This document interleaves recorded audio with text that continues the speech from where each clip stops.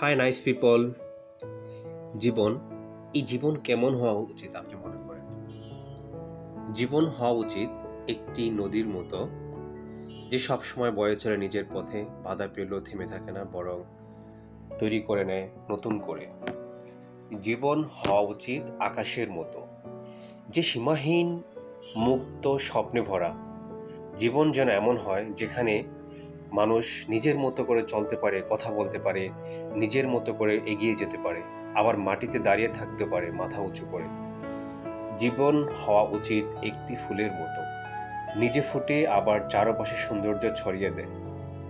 তুমি যেন কেবল নিজের জন্য না বাঁচো, বরং অন্যের হাসির কারণ হও। জীবন হওয়া উচিত সত্য ও ন্যায়ের পথে হাঁটা এক নির্ভীক যাত্রা, শুধু ভয় নয় ভরসা নিয়ে, ঘৃণা নয় ভালোবাসা দিয়ে, প্রতিযোগিতা নয় সহানুভূতি দিয়ে।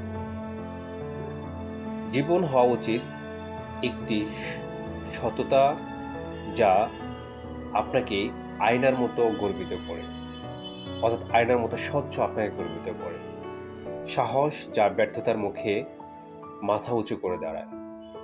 ভালোবাসা, যা মানুষের সাথে মানুষের সম্পর্ক তৈরি করে। কৃতজ্ঞতা, যা প্রতিটি নিঃশ্বাসকে অর্থ দেয়। জীবন হওয়া উচিত এমন যে জীবন শেষে কেউ বলবে না তুমি কত টাকাওয়ালা ছিলে, বরং বলবে তুমি একজন ভালো মানুষ ছিলে। জীবন এমনই একটি বস্তু প্রতিটা মানুষের জীবনে, যা একটি মানুষকে সম্মান এবং অমূল্য করে তোলে। যেমন আপনি কল্পনা করেন আপনি একটি অন্ধকার কক্ষে বন্দিয়া, হঠাৎ একটি জানালা খুলে গেল, বাইরে ঝলমলে আলো, রোদ, পাখির ডানা ঝাপটানো আর দূরে পাহাড়ের নীল রং।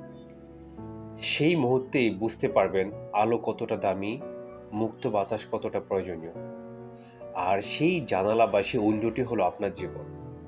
জীবন শুধু নিঃশ্বাস নেওয়ার নাম নয়, এটা হচ্ছে অনুভবের ক্ষমতা। আপনি যখন হাঁটতে শিখেন, যখন কথা বলতে শিখেন, ধীরে ধীরে আপনার জীবনের গুরুত্ব বুঝে উঠতে পারেন।